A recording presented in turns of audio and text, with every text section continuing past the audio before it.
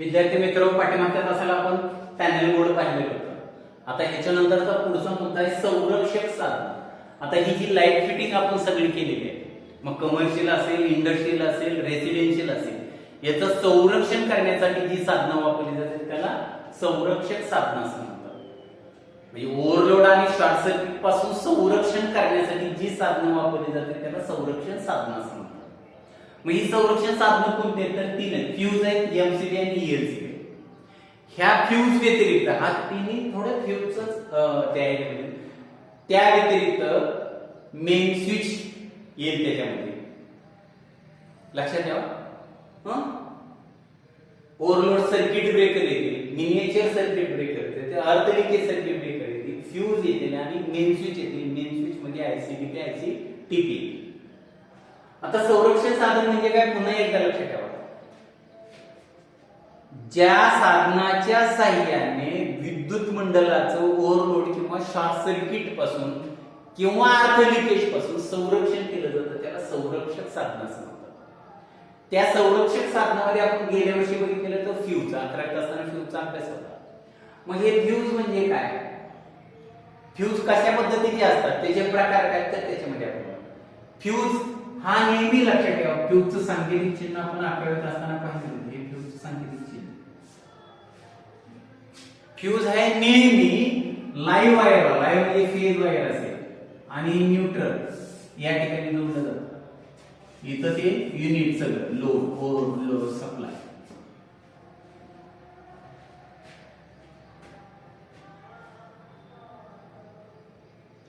लक्षात ठेवा. म्हणजे फ्यूज कुठे जोडले जातात? तर लाईव्ह वायरला आणि सप्लायच्या सिरीज मध्ये जोडले जातात. नेहमी लाईव्ह वायर म्हणजे फेजला आणि सिरीज मध्ये. हे सांकेतिक चिन्ह. हा लोड दिलेला आहे, जिकडे लाईट फिटिंग असेल, जो लोड असेल त्या लोडला इथं 3 फेज असतील तर 3 L1, L2, L3 लाईन असतील तर 3 फ्यूज जोडले जातील. काय ते पुढे जायचे लोड बदलला जाईल. म्हणजे अशा पद्धतीने फ्यूज लक्षात ठेवायचं. फ्यूज हा नेहमी सप्लायच्या सिरीज मध्ये नाही, लाईव्ह वायरला जोडला जातो.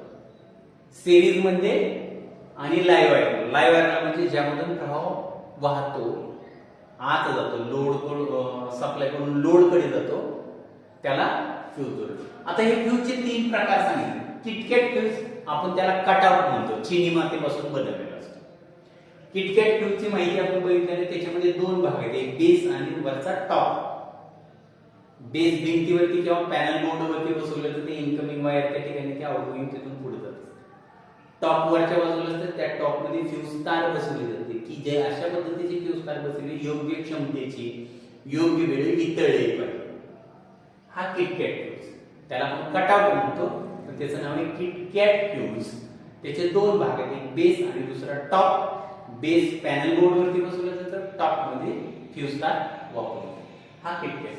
त्याच्यानंतर कार्ट्रिज फ्यूज. कार्ट्रिज फ्यूज म्हणजे मोटरसायकल, ट्रॅक्टर, 4 व्हीलर वाहन इलेक्ट्रॉनिक्स उपकरणामध्ये जे काचेचं असते छोटं, त्याला कार्ट्रिज फ्यूज असतं.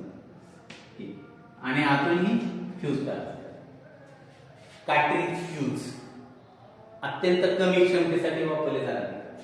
इलेक्ट्रॉनिक्स उपकरण असतील, व्होल्टेज स्टॅबिलायझर असेल या ठिकाणी, त्याच्यानंतर मोटरसायकल असतील, 4 व्हीलर गाड्या असतील, ह्या सगळ्यांमध्ये हे कार्ट्रिज फ्यूज वापरले जातात. त्याचं संरक्षण करते. याच्यात फ्यूज हाय रप्चरिंग कॅपॅसिटी, हे तुम्ही बघितले असतील, असे चौकोनी असतात.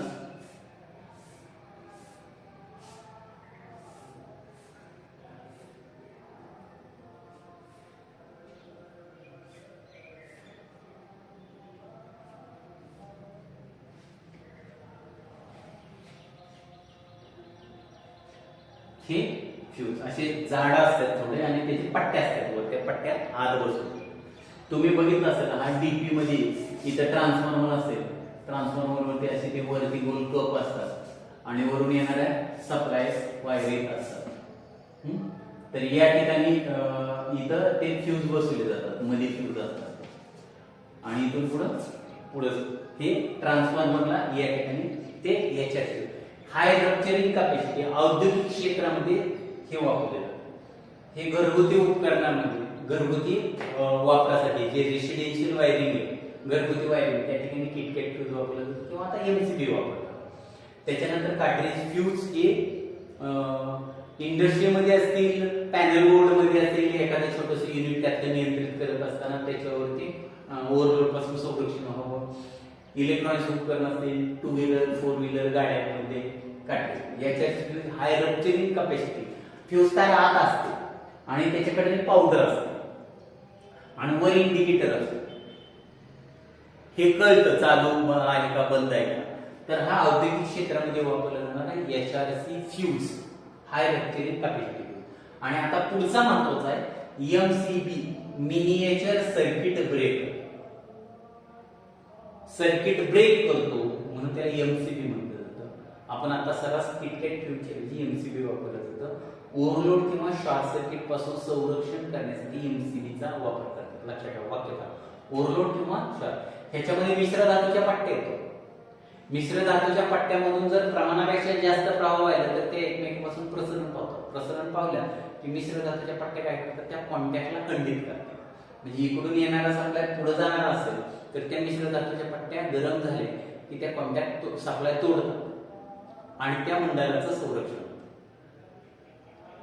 परत काय होतात, त्या मिश्र धातूच्या पट्ट्या थंड झाले की ऑटोमॅटिक जोडले जातात किंवा आपण तो स्विच वरती टाकला की त्या कॉन्टॅक्ट जोडले जातात, पुन्हा सप्लाय.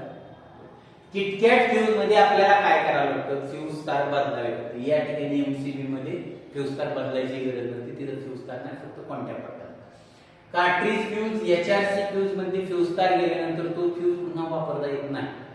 यातली फ्यूज तार बदलून तो वापरता येतो, परंतु यातली फ्यूज तार एकदा जळालेली असेल तर तो फ्यूजच आपल्याला बदलावा. याच्या पुढची सुधारित आवृत्ती म्हणजे MCB. ह्याचा उपयोग मी काय सांगितला, ओव्हरलोड किंवा शॉर्ट सर्किट पासून संरक्षण करायचं असेल तर MCB चा वापर केला जातो. MCB मध्ये मिश्र धातूच्या पट्ट्या असतात आणि ह्या मिश्र धातूच्या पट्ट्या ज्यावेळेस त्या मंडलामधून ओव्हरलोड होईल किंवा शॉर्ट सर्किट होईल त्यावेळेस मिश्र धातूच्या पट्ट्या गरम होतात आणि गरम झाल्यानंतर त्या कॉन्टॅक्ट एकमेकांपासून प्रसरण पावतात आणि कॉन्टॅक्ट प्रसरण पावले की ते मंडल सप्लायपासून अलग होत असतं आणि त्या मंडलाचं ओव्हरलोड किंवा शॉर्ट सर्किट पासून संरक्षण होतं. अशा पद्धतीने MCB चा उपयोग ओव्हरलोड किंवा शॉर्ट सर्किट पासून. इथं आहे उष्णताजन्य परिणामावरती हे काम करतात. ELCB अर्थ लिकेज सर्किट ब्रेकर. अर्थ लिकेज सर्किट ब्रेकर. अर्थ लिकेज सर्किट ब्रेकर म्हणजे काय, की फेज न्यूट्रल आणि आर्थिंग. आपण एक सिंगल फेज आपल्याला बघितलं, फेज न्यूट्रल आणि आर्थिंग. ह्या दोन्हीमध्ये शॉर्ट सर्किट झालं तर MCB चा वापर. पण फेज किंवा न्यूट्रल आर्थिंगला जर जोडली गेली तर आर्थिंग मधून विद्युत प्रवाह होतो, त्याला अर्थ लिकेज म्हणायचं. फेज किंवा न्यूट्रल मधून रिटर्न प्रवाह जात असताना ती जर आर्थिंगला जोडली गेली तर त्या आर्थिंग मधून तो सप्लाय होऊ शकतो, त्याला अर्थ लिकेज असं म्हणतात. आणि त्या अर्थ लिकेज पासून संरक्षण करण्यासाठी ELCB अर्थ लिकेज सर्किट ब्रेकरचा वापर करतात. ह्या अर्थ लिकेज सर्किट ब्रेकर मध्ये हा विद्युत प्रवाहाचा चुंबकीय परिणामावरती काम करतो. हा तो विद्युत प्रवाहाचा उष्णताजन्य परिणामावरती, त्या ठिकाणी उष्णता निर्माण होते आणि त्या मिश्र धातूच्या पट्ट्या प्रसरण होतात. या ठिकाणी ELC मध्ये चुंबकीय शक्तीद्वारे त्या ठिकाणी चुंबकत्व निर्माण केलं जातं. मग चुंबकत्व निर्माण करून त्या पट्ट्या प्रसरण लांब दूर किंवा जवळ घेतल्या जातात. मग अर्थ वायर मधून आर्थिंग वायर मधून ज्यावेळेस प्रवाह होईल त्यावेळेस ELCB कार्यान्वित होतो आणि फेज कडून आर्थिंग कडे जाणारा सप्लाय हा खंडित होतो. हे कोण करतं, ELCB अर्थ लिकेज सर्किट ब्रेकर. हे दोन्ही वेगळे आहेत लक्षात ठेवा. MCB हा ओव्हरलोड किंवा शॉर्ट सर्किट पासून संरक्षण करतो. ELCB हा अर्थ लिकेज पासून संरक्षण करतो. हा दोन्हीचा फरक लक्षात. तर अशा पद्धतीने आज आपण संरक्षण साधनं बघितली. तुम्हाला परीक्षेला 2 मार्काला प्रश्न विचारत आहे. वायरिंग मध्ये कोणकोणती संरक्षण साधनं वापरली जातात, तर वायरिंग मध्ये फ्यूज त्याचे 3 प्रकार, MCB आणि ELCB असे 3 प्रकार वेगवेगळे संरक्षण साधनं वापरले जातात.